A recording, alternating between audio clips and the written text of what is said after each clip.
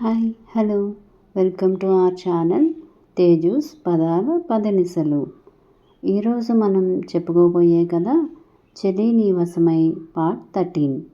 ఇంకా లేట్ చేయకుండా స్టోరీలోకి వెళ్ళిపోదాం. అవును కన్నా, 16 రోజుల పండగ వరకు పెళ్ళైన జంట బయటకు వెళ్ళకూడదు, అందరి దృష్టి మీ మీదే ఉంటుంది అని శారద కూడా చెప్పింది. అర్హంత్ లోచన వంక చూశాడు. నిజమే కదా అంది అమాయకంగా. అర్హంత్ అసహనంగా అక్కడ ఉన్న డిజైనర్ని పిలిచి, మీ దగ్గర ఉన్న ట్రెడిషనల్ వేర్ చూపించండి అన్నాడు గంభీరంగా. అప్పటికే అర్హంత్ పెళ్లి జరిగింది స్వీటీతో కాదని, మరో అమ్మాయితో అని షాక్లో ఉన్నవాడు కాస్త అర్హంత్ పిలిచిన పిలుపుకి భయంతో తన దగ్గర ఉన్న ట్యాబ్ ఆన్ చేసి గబగబా ట్రెడిషనల్ డ్రెస్లు ఓపెన్ చేసి అర్హంత్ చేతిలో పెట్టాడు. తన పక్కన ఉన్న లోచన చేతిలో పెట్టాడు అర్హంత్ ఆ ట్యాబ్ని. నాకిలా తెలియదు కదా అంది చిన్న గొంతుతో. నువ్విలా భయపడ్డం నాకు నచ్చలేదు లోచన. నువ్వు నాతో ఎలా ఉన్నావో అలానే ఉండాలి. నాకు కోపం తెప్పించొద్దని చెప్పానా అన్నాడు కాస్త అసహనంగా. ఆ మాత్రం కోపానికి లోచన కళ్ళ నిండుగా నీళ్లు నిండాయి. ట్యాబ్ పట్టుకుని మౌనంగా ఉన్న లోచన వైపు నిశితంగా చూశాడు. ఆమె గొంతు భాగం చిన్నగా కంపించటం గమనించి అనుమానంగా గెడ్డం కింద చెయ్యి పెట్టి తల పైకెత్తాడు. లోచన కళ్ళ నిండా నీళ్లు ఉన్నాయి. వాటిని బయటకు రాకుండా అదుపు చేయడానికి ఏడుపు బిగబట్టి కళ్ళు విప్పార్చుకుని చూస్తుంది. అది చూసి జాలి వేసింది అర్హంత్కి. ఇంకెప్పుడు అరవను, నేనే నీ డ్రెస్లు సెలెక్ట్ చేస్తాను. మనం బయటికి వెళ్ళినప్పుడు ఎక్కువ తెచ్చుకుందాం అని అతనే చకచక కొన్ని చుడీదార్స్ ఇంకా హాఫ్ శారీస్ అలానే శారీస్ కూడా సెలెక్ట్ చేసి సాయంత్రానికి తీసుకురండి అని చెప్పాడు. వాళ్ళు వెళ్ళగానే, కన్నా ఒకసారి స్వీటీని చూడు, మీ అత్తయ్య బాధపడుతుంది అంది రాజేశ్వరి. స్వీటీ మీద నాకు ఎలాంటి కోపం లేదు, అలా అని ప్రేమ కూడా లేదు. నువ్వు చెప్పావనే నేను పెళ్ళికి ఒప్పుకున్నా. కానీ నువ్వు నాకు చెప్పకుండా లోచనని తీసుకొచ్చి నా పక్కన కూర్చోబెట్టావు. ఆ క్షణమే నన్ను రూల్ చేయడం కానీ, నాకు సజెషన్స్ ఇవ్వడం కానీ, వాట్ ఎవర్ ఇట్, నా విషయంలో ఇంటర్ఫియర్ అయ్యే అర్హత కోల్పోయావు. నీ నిర్ణయాన్ని నేనెప్పుడూ వ్యతిరేకించలేదు. క్షణం ముందు నువ్వు చెప్పినా నేను తల వంచేవాడిని ఆ నిర్ణయానికి. కానీ నువ్వు అలా చెయ్యలేదు. అక్కడ నా ఫీలింగ్స్తో ఆడుకున్నావు. ఇప్పుడు లోచన నాకు నచ్చింది అని చెప్పినా తనని ఇంటి కోడలిగా యాక్సెప్ట్ చేయడానికి రెడీగా లేవు. లేకపోతే ఎలా నీ పక్కన కూర్చోబెట్టాను కన్నా అని అడక్కు. ఇప్పుడు నువ్వు చెప్పావు చూసావా, అదే లాజిక్తో కూర్చోబెట్టావు. బయట అందరికీ నాకు స్వీటీకి మ్యారేజ్ అయ్యిందని ఫేమ్ చేశావు. కానీ అది అబద్ధం. పెళ్ళి జరిగింది నాకు లోచనకి. ఆ నిజాన్ని నువ్వు బయట పెట్టడానికి రెడీగా లేవు. దట్ మీన్స్ నువ్వు లోచనని నా వైఫ్గా యాక్సెప్ట్ చేయడానికి రెడీగా లేవు సూటిగా చెప్పేశాడు. కన్నా, నేనేం చేసినా నీ మంచి కోసమే చేస్తాను అంది రాజేశ్వరి. నా మంచి అంటే ఇంకొకరి నాశనం కాదు కదా. ఒకవేళ ఇంకొకరి నాశనంతో నా మంచి ముడిపడి ఉందంటే ఆ మంచి నాకు అవసరం లేదు. అది కూడా ఒక ఆడపిల్ల లైఫ్తో ముడిపడి ఉంటుందంటే అస్సలు అక్కర్లేదు ఆ మంచి. సరే అయితే నా మంచి కోసం అంటున్నావు కాబట్టి ఒకటి చెప్పు, అసలు ఎవరు ఈ త్రిలోచన? ఎందుకు తనని కొన్ని నెలల ముందు నుండి ఎవరికీ తెలియకుండా దాచి ఉంచావు? తనకి నీకు ఉన్న రిలేషన్ ఏంటి సూటిగా అడిగాడు.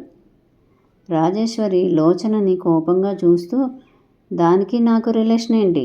దిక్కు మొక్కు లేని దాన్ని తీసుకొచ్చి ఏదో ఒక సాయం చేద్దామని అనుకున్నా. లోకజ్ఞానం లేనిది కదా, అందుకే మన హోంలో పెడితే ఎక్కడ తింగరదనంతో ఏ తలనొప్పులు తెచ్చుకుంటుందో అని హోంలో పెట్టకుండా తెలిసిన వాళ్ళ ఇంట్లో పెట్టాను. స్వీటీ మిస్ అయ్యేసరికి ఏం చేయాలో తోచక దాన్ని తీసుకొచ్చి నీ పక్కన కూర్చోబెట్టాను. ఆ క్షణం నీతో ఒక మాట చెప్పకపోవడం నిజమే. కానీ స్వీటీ మిస్ అయిందని తెలిస్తే నువ్వు ఎలా రియాక్ట్ అవుతావో అన్న భయం. నువ్వు ఎక్కడ నీ సెన్స్ కోల్పోయి రియాక్ట్ అయితే మీడియా దాన్ని ఇష్టం వచ్చినట్లు పబ్లిష్ చేస్తుందో అన్న ఆలోచన తప్ప నీ జీవితాన్ని రూల్ చేయాలని నేను అనుకోలేదు కన్నా. నీకు తెలియదా నీ మీద నాకు ఎంత ప్రేమ ఉందో అంది ముందుకు వచ్చి అర్హన్ చెంప మీద చెయ్యి వేయడానికి చెయ్యి పైకెత్తి.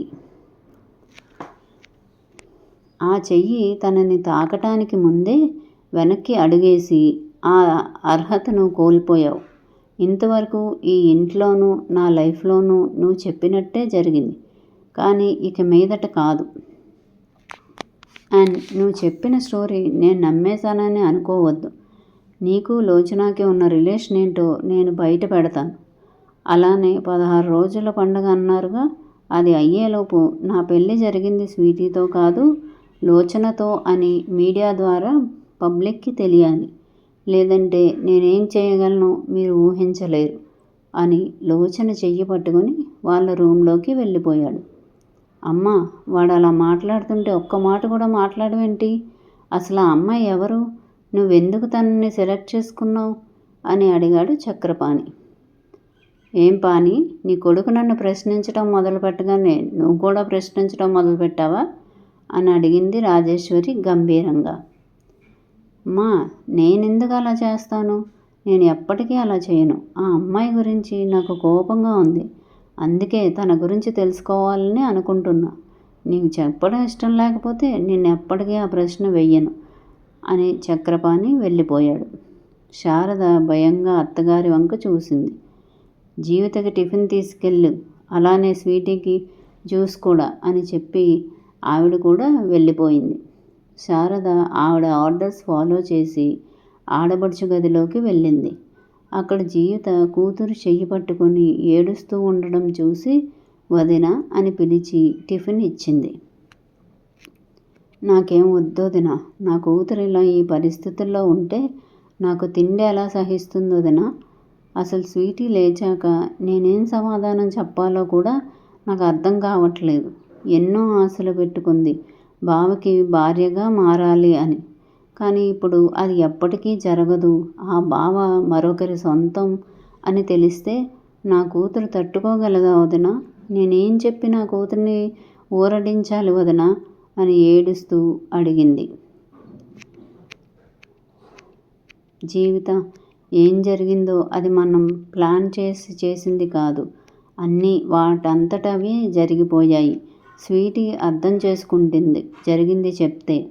ఇంకా ముందు ముందు ఏం చేయాలో అత్తయ్య చెప్తారు. అత్తయ్య మీద నమ్మకం ఉంచి ధైర్యంగా ఉండు వదినా అని ధైర్యం చెప్పి టిఫిన్ ప్లేట్ ఇచ్చింది. నాకు ధైర్యం సరిపోవటం లేదు వదినా అంది జీవిత ఆ ప్లేట్ తీసుకోకుండా. స్వీటీకి ఇప్పుడు నీ అవసరం చాలా ఉంది వదినా. నువ్వు ఇలా తిండి తిప్పలు మానేసి ఏడుస్తూ ఉంటే తను నువ్వు ఎలా చూసుకుంటావు చెప్పు? నా మాట విను. స్వీటీకి మనం అందరం ఉన్నాం. తనకి ధైర్యం చెప్దాం అని టిఫిన్ ప్లేట్ ఆమె చేతిలో పెట్టి నేను స్వీటీకి జ్యూస్ తాగిస్తాను, నువ్వు తినొదినా అంటూ పడుకున్న స్వీటీని బెడ్ రెస్ట్కి ఆనుకునేలా చేసి స్పూన్తో జ్యూస్ పట్టేస్తుంది శారద. మా వీడియో కనుక మీకు నచ్చినట్టయితే లైక్ చేయండి, కామెంట్ చేయండి, సబ్స్క్రైబ్ చేయండి, బెల్ కొట్టండి.